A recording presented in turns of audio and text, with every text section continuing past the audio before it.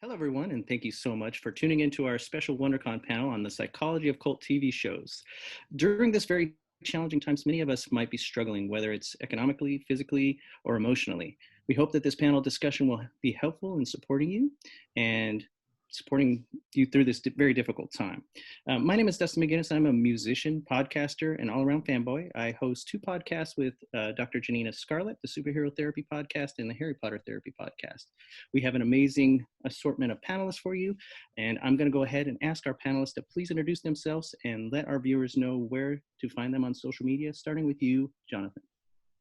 Hi, I'm Jonathan Maberry. I'm a New York Times bestselling author, magazine editor for Weird Tales, writing teacher, all around Bonville.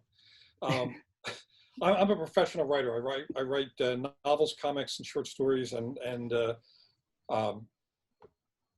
to deal with a lot of complex characters and complex emotional arcs within those stories. So that's me. Hi. And I'm Rachel Miner, and I've done actor type stuff, but mostly I'm proud of the fact that I'm the executive director at charity RandomX.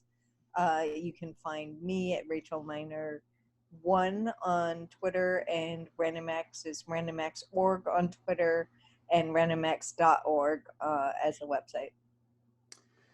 Hi, my name is Austin Basis. I'm an actor, writer, producer, all-around great guy, I think. But you can find me on social media on pretty much all the sites. It's at Austin Basis. I think Facebook is Austin.basis. So yeah. Hi, my name is Dr. Billy San Juan. I am a writer. I've written for things like Magic the Gathering and the Psych Geeks collection of popular psychology books. And I'm currently I work in an inpatient hospital in Chula Vista, California. Hey everyone, it's Deric Hughes here. I can be reached at @DBlackandKnees on Twitter and Instagram, and I don't know what other socials there are out there, but I think those are the two. And I'm a writer, producer on such shows as Flash, Arrow, and most recently Legacies. And yeah, just happy to be here and this sort of virtual WonderCon panel. Hi everyone, I am Dr. Janina Scarlet. I am a clinical psychologist, author, and a full-time geek. And I specialize in something called superhero therapy to help folks understand their mental health through the lens of pop culture. I've written books like Harry Potter Therapy, Supernatural Therapy, Dark Agents, and other works to help folks understand what they're going through the metaphor of different kinds of stories. Hey, I'm Jenna Busch. I created the website Legion of Leia, which is now at Vital Thrills. I've been writing for everybody and their mother for the past 12 years. I have contributed chapters, mostly with Dr. Janina Scarlet, for the 11 of the, what are we at, 12 now? Books in the Psych Geek series. I just finished a novel, which is with an agent, so my fingers are crossed. Writing a book with Janina right now. And I'm about to work on something to do with gaming. I used to co-host a show with Stan Lee, and there's other stuff I don't remember. I also like Princess Leia, obviously. And on social, I'm at Jenna Busch, BUSCH, like the beer, not the president, everywhere except for Facebook, which is Jenna Busch 13. Awesome. So during this truly unprecedented time, many people are turning towards our favorite TV shows, and it's for emotional support and guidance. Why do you think this is the case? Actually, that to me has always seemed really good therapy and good ideas, because fiction tends to have a better third act than the real world. Problems get resolved, and the characters in the stories tend to find some way of developing agency over the threats that come after their lives and their loved ones. So in fiction, we see characters that we want to be ciphers of ourselves, dealing with problems they're really big. They don't know how to deal with it, and during the course of the story, they learn, they grow, maybe they interact and form alliances, but at the end, they're the ones who are principally responsible for solving their problem. And that's a very encouraging thing for us to see, when we watch TV, because, in situations like this pandemic, which is, even though we've had, global plagues and pandemics before, this is the first one in our lifetime, right? So as a result, we feel disempowered, we feel helpless, and trapped. By watching TV, we get to expand out and get to see how problems can be solved. And also a bit of, especially if you're binge watching shows like I do, you have a big central crisis for one series. At the end of that season, there's an end, and then you have another threat for next time. But at least there is, in fact, a next time. That's my take on it. I think I was just going to say, I think it's so natural to the human psyche that we use kind of archetypes to help understand ourselves and where we fit in the grand scheme, and how to cope and literally how to behave. I think we mirror off of behavior we see outside of ourselves, and especially in a time like this where we're not socially around people. I think seeing other people behave and learning how to mirror from that is really crucial. It's probably something we're all craving. There's another thing too that I think is really kind of healthy about a time like this, which is we get used to certain routines as people, and we stop evaluating our life and feeling in control. We just kind of go about on the treadmill of our existence.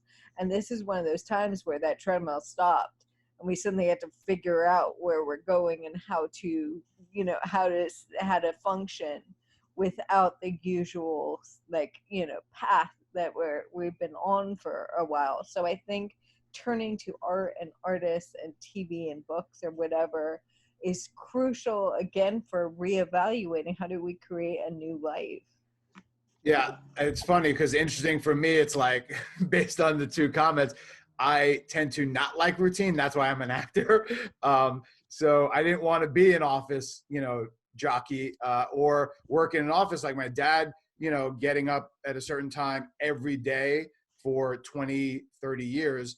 I wanted to live kind of a life adventure. This is a unique adventure for everyone. But I actually tend to also, to kind of counter Jonathan's point, is I tend to gravitate towards TV shows and movies that are in a worse off situation than us. So I've been, for some reason we binge not Breaking Bad, but Get Shorty and Better Call Saul, kind of like situations I would never find myself in, that are all, steps down the downward spiral of wrong choices. And ironically, it's funny because I've been auditioning for potential things that would start whenever production starts up again. And I auditioned for one of those kind of epic asteroid hits the earth kind of like movies. And I was like, wow, we got it good. We got it good now. Like we're not worried about the earth being evaporated into dust. So that's actually that's on the May schedule. Yeah, right. Exactly. They're, at NASA, they're yeah. Anyway, so it was actually those things are a relief in a sense of like seeing people on TV that are worse off than you, or more desperate, and not safe at home. I mean, as long as you're home and following the guidelines, and obviously we're here for like that emotional outlet. I've done a lot more stuff online, and there's a lot more things popping up because we're all creative people.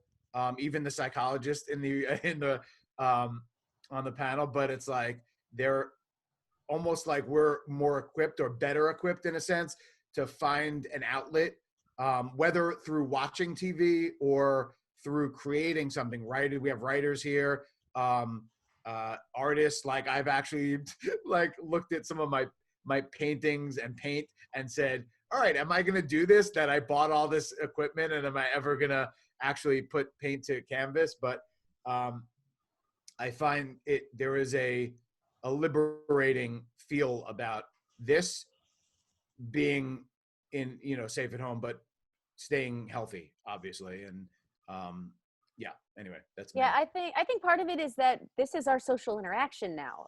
I'm sure we're going to talk about parasocial relationships, but I feel like when you're comfortable with a show, when you know the characters, you feel like they're friends. And right now, like one of the things I particularly miss, I run. So I now run with a mask on. And I'm used to smiling at everybody because I'm just very smiley. And I can't do that now. It doesn't matter. See, Jonathan has it on. Just put a big smile on the mask. I probably should. But I've learned to do things like, in LA, when Botox first started, when they started shooting all of that into people's faces, they'd say, you're probably going to have to tell people that you're having an emotion because you can't express it on your face. So I've learned like physical stuff, like as I run. But I think that, with TV, you see people next to each other or hugging or holding hands or talking to each other closer than 6 feet. And I think seeing that and seeing normal interaction with people, even if there are, creatures involved, it's still interaction that I think we miss. And I think that seeing that really helps. I have the exact opposite reaction now, though. When I'm watching TV, I'm like, you're too close. Stop holding that person's hand. That's true. No, that is true. Stop touching their face. It's like, did you wash your hands before you came into the scene? It's just like, which is really awkward when it comes to a lovemaking scene. Yeah. Oh, yeah. Too close, 6 feet apart. Yeah. There was an orgy scene on Get Shorty, and I was like, oh, this is not going to happen for years. Apparently, they're doing them over Zoom. I think Socially distance first for 2 weeks, and then you can have an orgy. Right. I think the next sex scenes we're going to see in TV are people sitting across the room texting at each other naked. Yeah. Yes. I will speak to also maybe one of the not necessarily healthy, but complete necessities for me during a stretch. Like Janina and I were in touch a few weeks ago. My father passed 2 weeks ago, and in the weeks before that, he was in the hospital in New York City, and my mother was there with him, and I couldn't go visit, and it was just a really stressful, and it was just in chronic fear of I felt like they were in danger, and I was worried about them suffering and whatever. And I rarely gone through that in my life where it was hard to get out of my head on it. And so I couldn't even trying to read or like a lot of the things that I normally would do, my mind was too loud. And so the few times I could get myself to get into a television show or something, it was one of the best escapes I could find from that kind of chronic state of anxiety.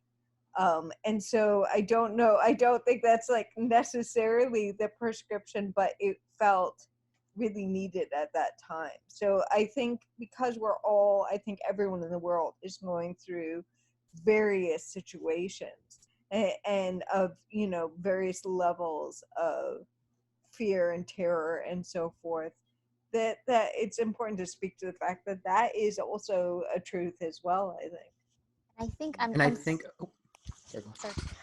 really glad that you brought this up, Rachel, because I think for many of us, we do feel so alone, whether it's in our grief or in our depression, and we might feel like we have nobody to talk to. And Jenna, I'm really glad that you brought up parasocial relationships, because essentially that is what we form with some of the fictional characters, right? Like it feels like there's a surrogate family out there that is facing some of those monsters or zombies or vampires, or some kind of a terrible metaphor for what we're going through. And we can see how these characters are banding together to fight this thing. And as Jonathan was saying, there's a third act where we see a resolution. And I think in the moment where we're feeling really, really helpless, seeing how people have been able to manage some of this disaster together can help us to understand that we all have a role to play, right? 7 billion of us, we all have a role to play right now. And I think that most of us are doing exactly what we're supposed to, right? Whether it's working in the hospital like Billy does, whether it's practicing physical distancing, whether it's supporting each other, writing, acting, etc., providing support for our fellow humankind we're in a sense virtually holding hands from more than 6 feet apart in most of our cases, but in a way that we can offer this kind of guidance and support, and can stand to face this monster, because there will be a third act. It will end. You know, this pandemic will come to an end, and the way that it will is much like what we see in you know, in VWars and Supernatural and Flash and all of these TV shows where we see some of these disasters, and then we see folks coming together, even people who've never liked each other, even people who've never worked together, really coming together and facing this monster as one, and being able to come out on the other side. And Well, it's okay, go ahead, Billy. it's interesting because, like Dr. Scarlet was saying, 7 billion people, about 6 billion of those people are now very acutely aware of their immediate mortality. And that causes an increase in baseline anxiety. Every single day we wake up, we realize someone we love, someone we know, or even ourselves may not be here next week. So being able to watch TV in a world where we don't know all the details, there's so many different facts and misinformation out there, to fall into a world where we know the characters, we know the situation, we know the boundaries, the structures, and the rules, it's very comforting. It's absolutely necessary, like Rachel was saying. And I think it is a very, very important coping skill. Whether you're at home and you're trying to distract yourself, but in the back of your mind, it's lingering, you know, oh, wow, the world is burning outside my window. Or if you're essential staff and you're out there, you know, in the middle of a giant pandemic, and there's a little bit of worry with every person you meet. Are they infected? Whatever the reason might be, that your brain is operating at a simmer all the time. So to be able to turn off the heat, sit in front of one of your favorite TV shows, and just practice kind of a forced mindfulness, I guess you would call it, I think it's absolutely healthy, because we also know that there's biological benefits to it. With increased anxiety comes hypertension, muscle tightening, all these sort of things. You have an amazingly calming voice, Billy. Yes, I was about to say the same Very thing. calming. A couple of you guys mentioned coping, and I think it's interesting. What do some of these cult TV shows that we watch, you know, teach us about coping with these terrifying type situations? I could start with The Good Place. I don't know how many of you guys watch it, but I have been obsessed with this show. I mean, even before this all started. But I find that watching people cope with something they can't get out of, or doesn't feel like they can get out of, is very soothing to me right now. I think I'm on my 5th rewatch, maybe 6th. I don't know. I've lost count. I don't even know. It's like Tuesday, Wednesday, so time doesn't matter anymore. It's Jeremy Bear Me, if you watch the show. Yes. But I think watching people in a situation where they're backed into a corner, or Eleanor is backed into a corner where she doesn't know how to get out, and she makes the wrong decisions first and slowly learns to make the right decisions, and watching characters interact in a way that I would hope that people would in real life, but it usually doesn't happen. I find that very soothing. You know, I just went through a bit of a family disaster, which is fine now, but it was I kept turning it on. Every time I started to flip out, I kept turning it on and going, okay, but this, and also it helps you when you realize, like, these people are talking to each other in the good place or the bad place or whatever, so the germs don't matter. Like, it's a little easier to watch it, you know, like Deric was saying. But there's something also about the philosophy of it. It's weird to think there's a sitcom based on moral philosophy, and it's funny. And I've also spent a lot of time looking for all the jokes, because I don't know if there's also a podcast that goes along with it. And they talk about some of the inside jokes that are in the background of every episode from the writers. and just having that thing to focus that second part of your brain. You know, you're watching the story, you're absorbing the story, but you also have this little thing in the back of your brain going, oh, look at the name of that muffin shop. Like that occupies like something else. I will say another thing in terms of brain activity. So like I found most of my life, one of my saving graces has been that I can step outside myself and kind of view the situation. And so I therefore can calm, like even though I'm going through something intense, I can calm myself as well, because there's part of me that has perspective that in the grand scheme where this is going to fall and how important it really is. And I found like it through some of this stretch, it's been hard to do that. Like just to let that, it's just, I feel so locked inside my own circumstance. And there's so much that you know, I'm trying to confront that I'm overwhelmed with that. And I have a feeling a lot of us are going through those periods. And so just having art, having television, film, whatever it is that can pull you outside and remind you there are lives that aren't yours. There are problems that aren't yours, and help to have that perspective. I find it is one of the few times I can kind of really breathe and remember that, and then come back into my own existence with a perspective again. Yeah, I've been watching What We Do in the Shadows, and so now I take comfort so that if I go away in the pandemic, that I might be able to come back as a vampire. I mean, Yes, awesome. it's a win-win, right? And you can decorate your house with creepy paper. Exactly. Such a great show. Lately, I've been going through these odd binges where, like, for example, one night I watched the final episodes of Star Trek Enterprise, Voyager, and DS9. And Next Generation, because each had a final episode. I did another night where I did the last episodes of Buffy and Angel. At first I was just kind of looking like, okay, how did they resolve? I mean, the writer part of me tried to explain that to me. That's why I was there, but it really wasn't why I was there. Those shows, each of them, you know, were all about conflict. Characters die, new characters come in. You know, there's wars and so on. But the last episode of each one has a seed of really strong hope in it. Even Angel, where, you know, if you watch the last episode, it looks like they're all about to die, but they're going to go down fighting. There was a kind of like a warrior's joy to it. My Scottish ancestors would be happy about that. In that you know, all right, this is bad. I'm going to go after it. I want to see if I can do something about it. And which with each of these shows that have those kinds of endings, I find that it rekindled some of my own optimism. I wasn't aware that I was being affected by this, because as a writer, you know, I work from home.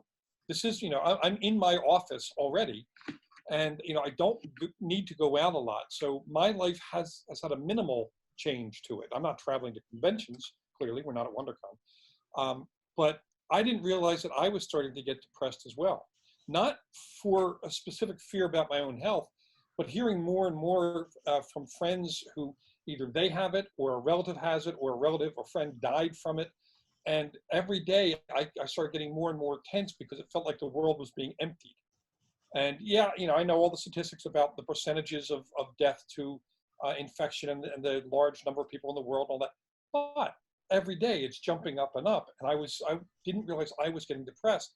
I was actually using the TV shows I was watching that had resolutions as a way of propping up my own optimism. And then once I realized I was doing that, my actual optimism kicked in.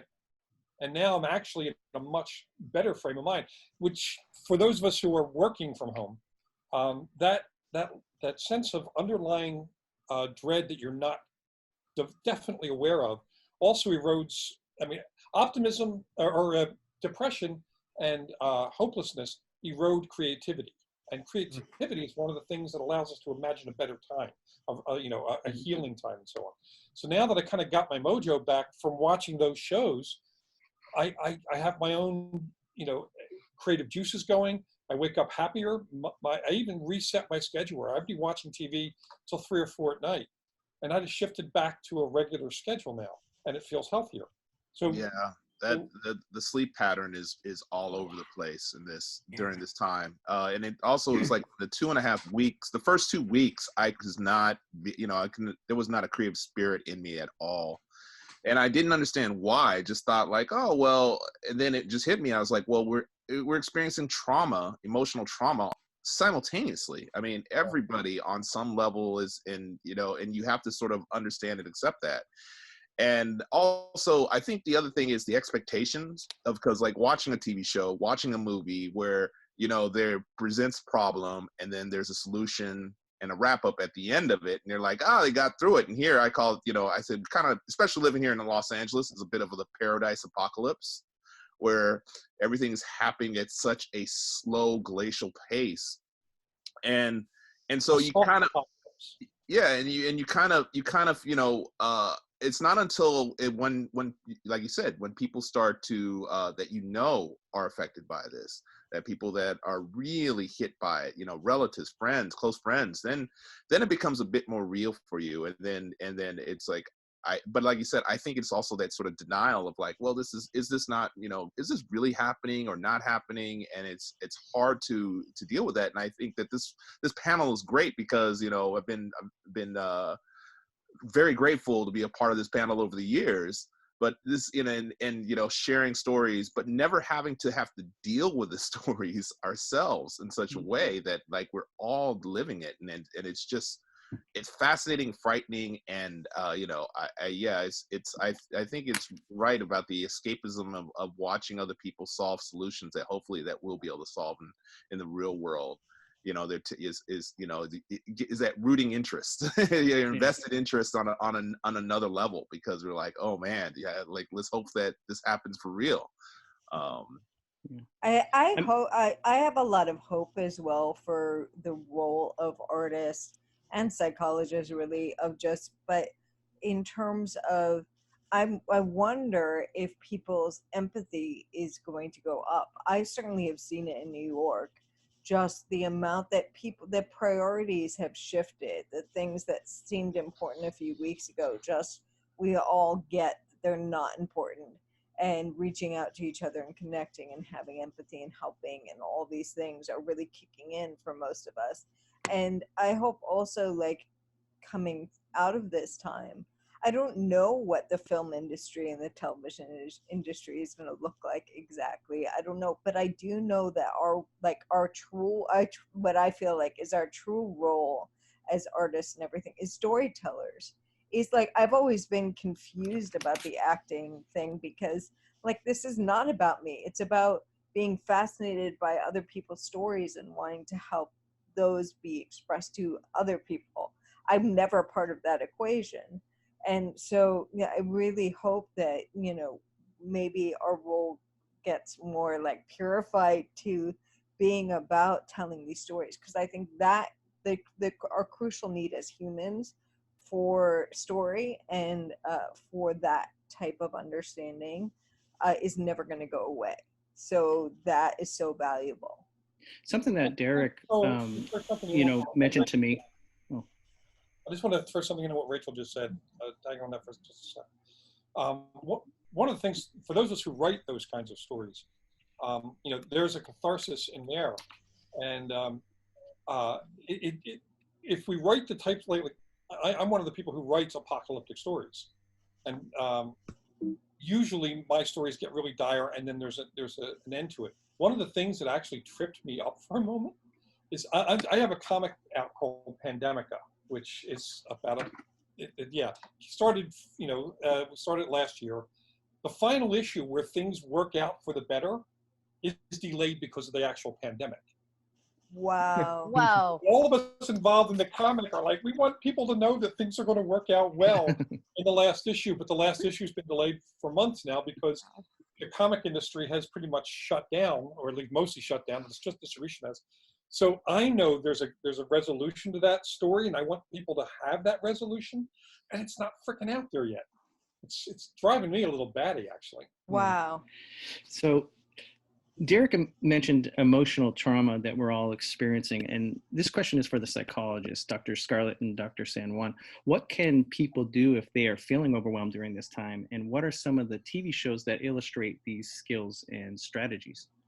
I'm actually really glad that Jonathan and Deric, both of you mentioned like some of the traumas that we're going through, and Rachel, you mentioned empathy, and I think that most of us, like 99% of the human population, are very empathic, right? For all the people who are capable of feeling this emotion, we're very empathic. And what that means is that when we're seeing other people suffering, even if we don't know them personally, it's going to affect us. This is called empathic distress.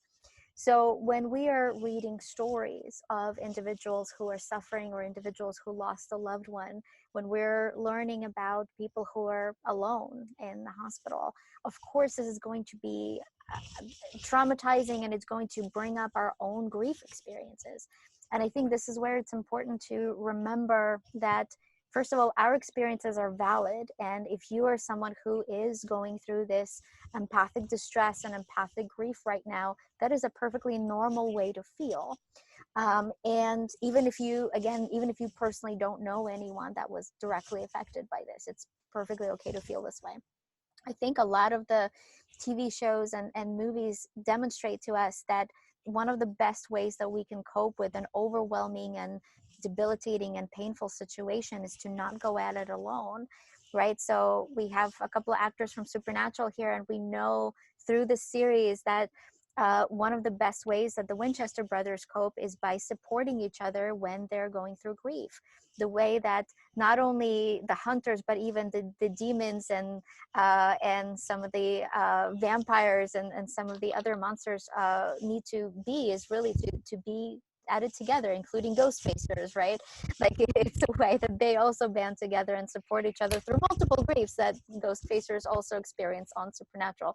Whether it's VWars, whether it's Friends, which, one of my favorite TV shows as well, in addition to some of the other ones we mentioned, we know that one of the ways that we can all cope with some of the terrible things that we're going through is to let other people know what's happening, right? What is the first thing that we see when a beloved character is going through a hard time? When there's a loved one in the room with them, we see that person giving them a hug. Well, right now, we might not be able to receive a physical hug from other people if we're not in a household with somebody else where we're able to do that. But by being able to reach out to somebody else, we can receive a version of almost like a virtual hug by connecting with one another through Zoom sessions, through FaceTime, phone calls. We are connecting on that very human level, and our bodies release the same kind of chemicals like oxytocin, for example, as when we're physically next to each other, as when we're hugging. And these kind of hormones, like oxytocin, have been shown to have emotionally and physically beneficial healing effects, where they not only soothe our painful emotions, but they also can improve our immune system functioning and improve our heart functioning. And so it makes sense that watching certain feel-good shows like Star Trek or Friends, for instance, can make us feel better in that moment when we're grieving. It makes sense that seeing characters surviving, some of the apocalypses like we see on VWars and Supernatural can make us feel more hopeful, because we see that they're able to support one another. And so I think one of the best coping strategies that we can gain from watching some of these shows is to not go at it alone, to reach out to a friend, to a loved one, to let them know what you're going through, to check on other people. Because when we're either giving or receiving compassion from others, we get the same kind of oxytocin benefit, which is very helpful for our mental health. And then also to dedicate some time to doing things that bring us joy, whether it's playing video games, whether it's, again, watching a TV show, whether it's coloring or playing with our pets, that dancing. Actually, there's some research that apparently if you kind of bounce around a little bit, like for a minute, or dance even while you're sitting down to your favorite song, that can boost, exactly just like that, it can boost dopamine and endorphins in your body and can actually uplift your mood. So have dance parties with your friends, and and as we see from multiple TV shows, sometimes just being a part of something together can be incredibly helpful. Unless you do like I do, in which case that's a horror story. I'm just saying. It's interesting about trauma because for a lot of our viewers, there are viewers out there who understand what a trauma might be, but there are going to be some people who don't. And one of the ways I like to explain it is we've all had that experience where we're laying down in bed, we're ready to go to sleep, and all of a sudden you remember that thing you did in high school or college, and you go, why did I do that? I'm an idiot. And it's like that feeling times 1,000. And then you times that by 1,000. All those feelings, the physical sensations, the feeling of your heart dropping. I mean, depending on the situation, you may tear up a little bit. You start thinking about it and you just can't stop thinking about it. All the I should haves and what could I have done differently? It's almost like you're back in that situation. You're seeing it. You may be hearing it. That's trauma. And in addition to that, instead of just it happening, in bed at night, now you go out in the world and you don't know when you're going to have that experience. And that's what's so difficult about trauma. And how many of us here in this chat or out in the world, any of our viewers, how many of us, after this is all over, are going to go out and still have that very visceral reaction of being less than 6 feet from someone and going, whoa, wait a minute, stand back. How many of us are going to go out there and touch our faces? Did I forget my mask?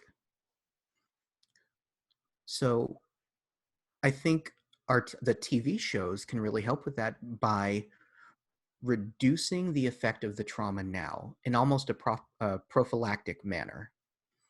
And the great thing about TV shows is that there are so many different genres to help us through this. Things are pretty stressful at work, as it is for all essential workers. So when I come home, I binge watch Brooklyn Nine-Nine. I've got it on my split screen, Brooklyn Nine-Nine in one window, and I'm playing a little Minecraft or Magic the Gathering Arena in the other. And it's good for a laugh.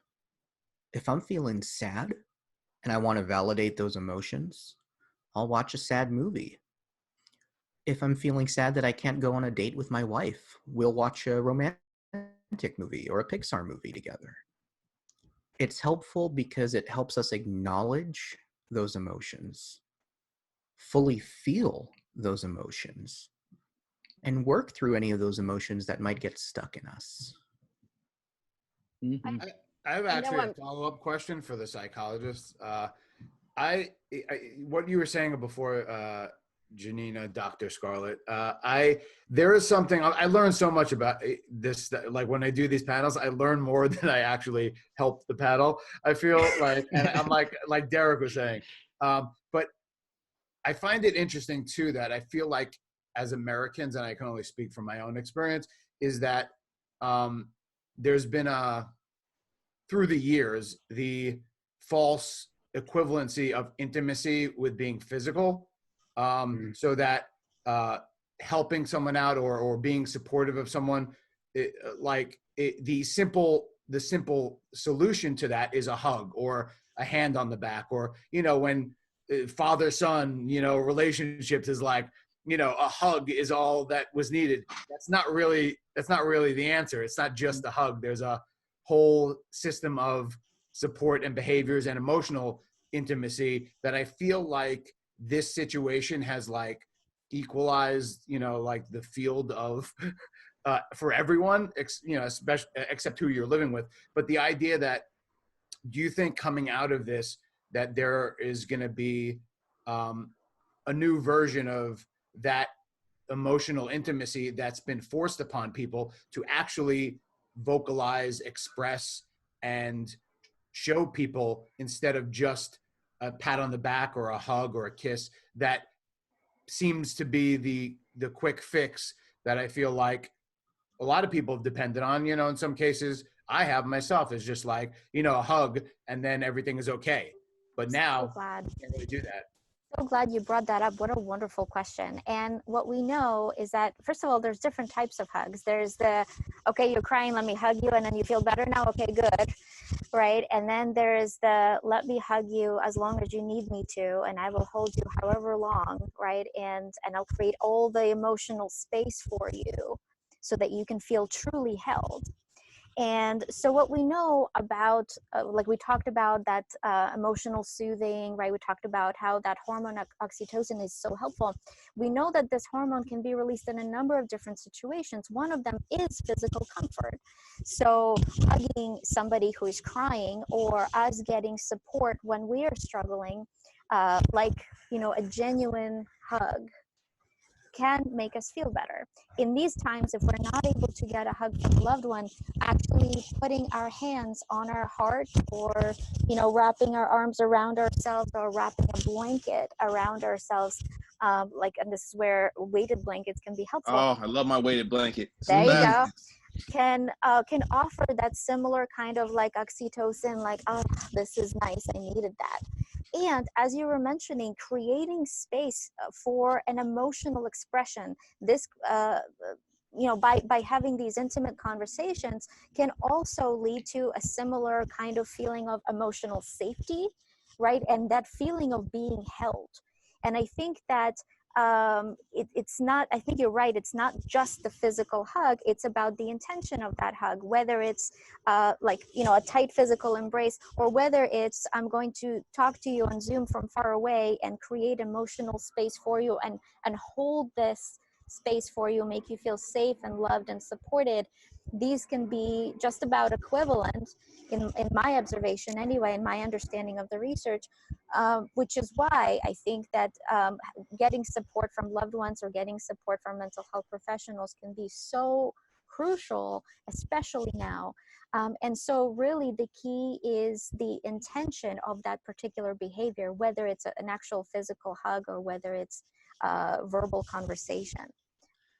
But also, to Austin, to your point, oh no, I'm sorry, I'm answering, I'm not a psychologist, but just to your point, I think it's a really good outcome that could, like, we could come through this with, is that a lot of our emotional crutches, so to speak, especially within American society, are taken away, whether it's going out for a drink, or going to a baseball game, or going to, like, all these things that we maybe use to bypass, are having to confront our emotions or articulate them, as you said, are suddenly taken away. And I feel like you can kind of evaluate where people are at in our country based on their ability to start to analyze and confront and work through these things. So you might be feeling very anxious and depressed and all these things, but self-isolating, whereas there's some people who you can see can't even deal with it at all and are still trying to behave the same exact way they did 3 weeks ago, and going out and doing these things and whatever, because they just can't rewire in that way of, like, oh, having to confront these things that we have gotten away with not confronting for a very long time. So I think to what you were talking about, Austin, that those crutches are, like, that could be a really good outcome for us and for the future generations that are going through this, that maybe we're having to learn new ways to actually deal with and handle the underlying issues that we have been avoiding. No, it's true. And a lot of what we're talking about is something called intergenerational transmission of behaviors. And the actors and the writers know what this is, even if you're not familiar with the term. I believe in your guys' industry, it's called backstory. And these are the behaviors that get passed on and on through generations. And it's hard to break those. When you see abuse, for example, the abuser is often abused in their own life, and so on and so forth. Now, there's two, and don't cite me on this, but my belief is that there are two times when someone can break that intergenerational transmission. One of those times is a watershed event, like a pandemic. Now, one of my specialties is masculinity psychology. So I'll use this example. Is a father who never really hugs or shows affection to their child, are they immediately going to start expressing emotion and hugging their child and playing catch?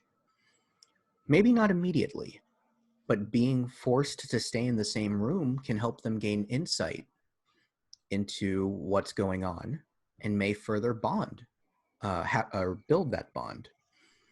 And a lot of this stems from Industrial Revolution days, where mom would stay home with family, dad would go out and work, dad would come home, dad would be way too tired to spend time with the kids. So now we have this stereotypical dichotomy where mom is the emotional support and dad is the financial support. But it's 2020 now. And we've already been seeing a lot of progress in men feeling comfortable with their emotions, men feeling comfortable with sharing intimacy. I tell my friends, I tell my guy friends, I love you, bro. And they either go, I love you too, bro, or who are you? I don't know you. Why are you in my house? So it's fascinating because it'll be interesting to see how this affects those people. Because the opposite might occur too. If you're someone, and this could happen for men or women, if you're someone who's not used to expressing emotion, not used to being around someone all the time, and now you are, either you're going to learn from the experience or the experience is just going to keep you frustrated. And like Dr. Scarlett was saying, this is the prime time to seek out mental health treatment, because we can train you through that. Just like a football coach trains you how to run faster, hit harder. We'll train you to lovier. Lovier. That is a clinical technical term. Yeah, I like it. It's in the DSM. Just kidding, it's not. DSM. Lovier disorder. What's that? 5. You got 5 minutes. I'm doing the whole thing like when you're at the panel. In the Oh yeah, I was just about to ask Janina, where are we? Are we in the time? Just left in the panel, so you gotta get to the Q&A with the audience. Well, I just wanted to make sure we got to this question because I think it's important. What would you say to someone who might be struggling at this time? And I guess we'll start with Jonathan, like we did at the beginning. Well, the easiest thing to say is you're not alone, and reach out. I've been doing this a lot on social media, recommending to people that they reach out. And it's not just us who are in good shape reaching out to people who may be isolated, alone, and scared, but them reaching out as well. With social media, we have so many avenues for connection. In the early days of the computer world, we were talking about how everyone disconnected and we're focused on our screens, but then social media was born. And the real part of social media is to be social. And we can have the virtual hugs, we can have conversations, we can there are times when I'll tell somebody, hey, I'm going to start writing now, let's do a sprint together. And I know it's someone who often writes in isolation and may not be around other people, but they know that I'm there doing it at the same time. Or let's watch a movie together and talk about it after. Those sorts of things allow us to break the walls of this containment, this isolation, and have a virtual room where a lot of people are hanging out and communicating.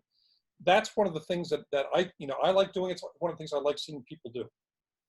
Love that. I think so. What I've discovered is there's probably like a total balance needed between two things. One, we have to be completely forgiving of ourselves for the fact that we are all going through trauma. I don't care for what, and I don't care if it seems trivial, whatever is disturbing you greatly. Admit it, confront it, be okay with the fact that you might need to take a break and just cry over whatever that loss or whatever that thing that you're going through is. And then I think on the flip side, we all have to contextualize. In the larger world, people are going through so much, and any of us who is in any way safe is very privileged. And I think that we all are better off if we can step outside of ourselves too, which is harder when I think you're stuck in your existence.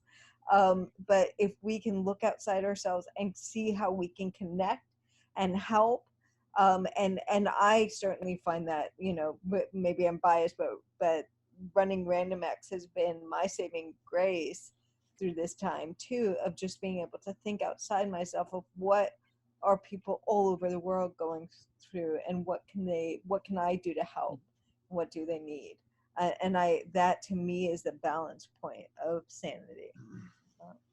Yeah, I think for me at least, I obviously not only do I have white privilege, but I have pandemic privilege, being with my wife and loved one, and having someone to burden this with, like to share the burden and to share this experience with. I see my brother and friends that have kids that have no time to do any of the things we're talking about, to a degree, until the kids go to bed when they're young kids, because they're kind of on the front line as well, maybe not in harm's way like doctors and nurses, but then they also have families as well. So we're talking, more, I think, in this case to people that are, have that don't have these privileges of either activity that are focusing their attention, or someone to share it with, in a sense, and just from my perspective, and I don't know what that's like in this situation, I feel like embracing the bystander, the kind of observer. I'm kind of a natural observer as an actor anyway, watching things and seeing things, but because I have to then put it into my work constantly, there doesn't necessarily be time to sit in it and to really take in life and time as it passes, whether that means self-reflection. I, as an artist in between jobs, which usually is a lot of time, you have to find ways to be creative, to be connected, engaged, not only with people, because you could just stay in your apartment or house, but with yourself, with your own feelings, emotions, and, whether it's writing poetry or drawing or, there's been a lot of looking through old photo albums for some reason, where it's, in my office behind this computer right now, I just have a wall of, experiences I've had, some life experience, family, pictures of family, some collages that I made, kind of as a catharsis to end the project so I don't have postpartum depression about ending a film or a TV show, but they're all in front of me. So anytime I feel alone or lack of inspiration or frustrated, it's almost like I have something, a well of experience and life and, in a sense, love and creativity to look at. And I think that's a forced thing right now that we could accept and embrace and make useful going forward after this. And we don't know how long it's going to last. So, there's a ton of time to, at least a month at least in Los Angeles until May 16th. Well, they'll probably extend it. But the idea is that right now we have basically a month or 4 weeks to use our time as we want it, besides the, the usual, making money and getting food and the sustenance. Obviously, that's more of a dependent thing. But yeah, that self-reflection, that bystander, and it may just be binging your favorite TV shows for the 5th time, rewatching, the Good Place, whatever it is. Brooklyn Nine-Nine is my wife's go-to, making dinner, baking, baking shows. I mean, bake some bread. Everyone's doing it. Garden. I may have been baking too much bread. In your stomach? Breaking bread. Now there's a TV pitch. Whoa. Yes, well, if you're making bread, apparently you can order flour from restaurants because they order so much. Somebody just told me that the other day. I am not allowed to eat bread, so I Yeah. My can't friend have made a gluten. joke that he said it's interesting how all of a sudden Los Angeles became like non-gluten free. I know, and it makes me very sad. It's like everybody's into baking bread, even if you. Yeah, even if you can't eat it, I just want to look at it and smell it. I don't know if we're going in order, but I think part of the thing that's helped me is to have a routine. Because, you know, I work at home anyway, and my boyfriend Jeff and I always work at home together. So we're used to that. Part was a little bit easier, but having a routine together makes things a little bit easier. And we had this before the pandemic as well, where whatever weird things we were doing, and, you know, my career's weird, you know, or if one of us was out or one of us was away for a week or we were just stuck here together, we have a thing where we eat dinner, we watch some sort of cooking reality show that is soothing, like Great British Baking Show. I'm not talking like where they're mean to each other, but like where they're so nice and they're only competing for a cake plate. It's not money. It's really, really nice. Or Chopped, with you can learn what to do with the things you still have left in your cabinet. But we do that, and then we play for an hour or two Assassin's Creed Odyssey right now, where I get to go to ancient Greece and smite things. But just having that same thing every day, just that same evening moment, allows you to breathe a little bit and say, okay, I'm looking forward to this. Or, you know, if your sleep schedule is all messed up, then say, all right, so my schedule now is I sleep from 10 to 2, I wake up, I'm not going to freak out about it. I'm just going to read a book, or I'm going to watch some TV, or I'm going to play on my phone, and then I go back to sleep at 4 and I sleep until 9. Like, if that's the routine right now, that's fine. It's still a routine, and it's still something you can predict. And I think having something you can predict makes you feel a lot better.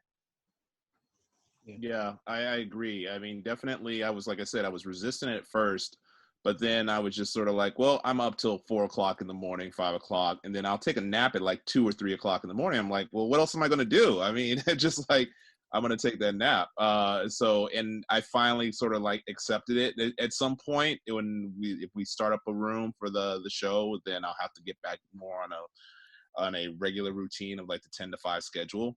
But right now I'm just sort of like, all right, this is my pattern. And rather than me trying to fight it for, you know, I would just sort of like, just allow it to be that way. I think the other thing, is important, like you said, though, is like, because I live by myself, so I don't have that significant other. Actually, you know, I have a lot of friends, and the one thing that I've never had a problem with, but I think if, you know, we're addressing people that are watching, I think the thing is no one is psychic, and you're not in this alone. It's like we're all experiencing this. So reach out, do communicate your problems, share your problems with others, and let people know. And then also just do wellness checks. That's what I do at least once a week with a lot of my friends. I just type, you know, I either just drop them an email or text saying, hey, wellness check, you good? Everything good? And just let them know that I'm thinking about them, and, you know, that I am here if you need something, either, you know, maybe not physically, but at least emotionally, you know, mentally. If you need something to vent about, I'm that person, and so forth and so on. And I think that in itself is just being an emotional tether for people that normally don't have that, or believe that they don't have that, you know. And I think if there's any time that you're going to be able to have that, is going to be during a pandemic. So even if you had beef with a friend, if you had something that was, you know, that was just so that you look back on as a kind of petty, reach out to that person that you haven't talked to in a while and just see how they're doing. And you'd be surprised a lot of times, because we're all going through that in, like you said, in various ways, like as at the start of this conversation of like, we're, you know, globally, it's like we are experiencing something on a scale that has never been experienced in most of our lifetimes before. I think the question, as it was originally posed, was what will we tell people who are suffering? And I would tell them, and I'd tell our viewers right now, if you're watching this, you're suffering. It's difficult, and it feels like life has stopped. But life hasn't stopped. So where do we go from here?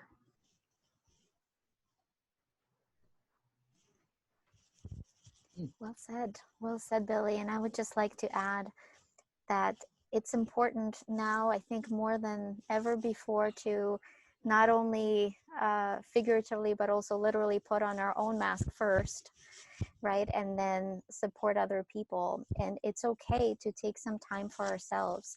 I think that if any of you who are watching are struggling, one very important question we need to be asking ourselves, not only daily, but several times throughout the day, is what do I need right now?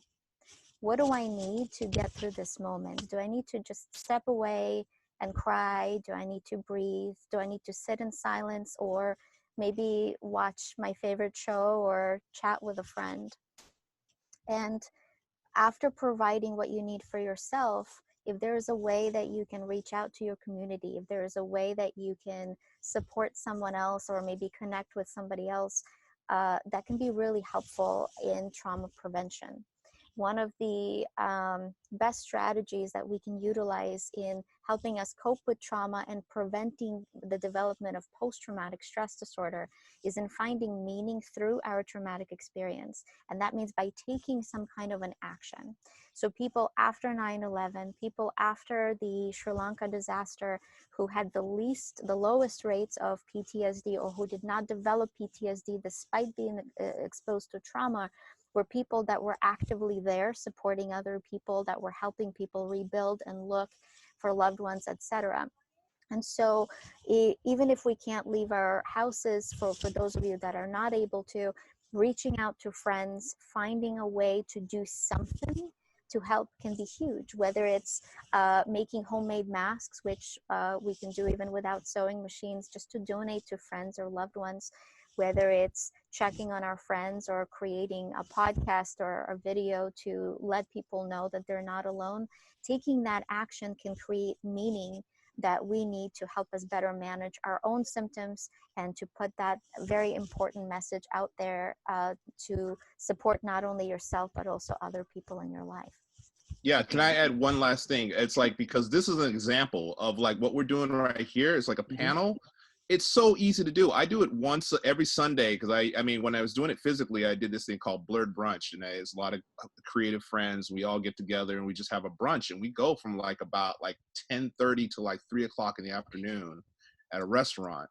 And then once this started happening, we were like, well, let's just take the Blurred Brunch online. So like every Sunday we get together, and there's about 8 to 10 of us, and we're all on these Zoom chats, and they're so simple to do and so easy to do, and just sort of like just create your own community in this way.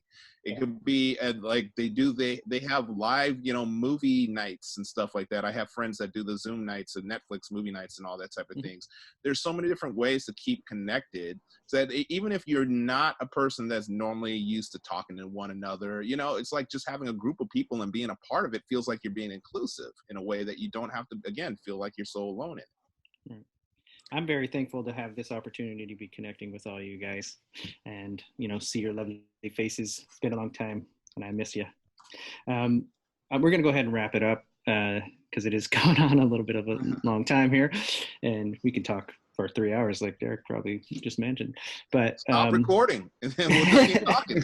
Yeah, I plan to just keep on the chat with you guys. WonderCon don't control us. Yeah. But I mean, if you guys can, once again, just reiterate your social media contact, and we'll just keep going afterward. Starting with Jonathan. It's Maberry, and I'm on Instagram, Twitter, LinkedIn, Facebook, everywhere.